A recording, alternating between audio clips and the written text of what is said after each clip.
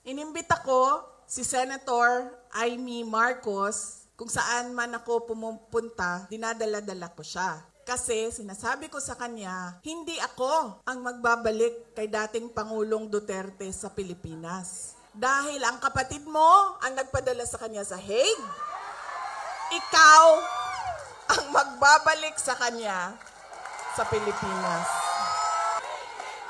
Di ba? Ako ba din naghatod sa iyahan dito? Dili man. Di ba? O, di iyahang igsuon man, di ikaw ang magbalik ana dito sa mua sa Davao. Kaya dala-dala ko yan siya lagi, kahit saan ako pumunta. Kasi alam nyo, bakit? Kahit saan din ako pumunta, lahat ng Pilipino nagsasabi, iuwi mo sa akin. Sinasabihan ako, kahit nung bata sa kampanya namin sa Manila, maliit na bata na pagbaba ko sa stage, mukha siyang mga 8-9 years old. Sabi niya sa akin, ibalik mo si Tatay Digong. Ha? Bakit ako? Ikaw! Diba? Kaya dala-dala ko yan siya.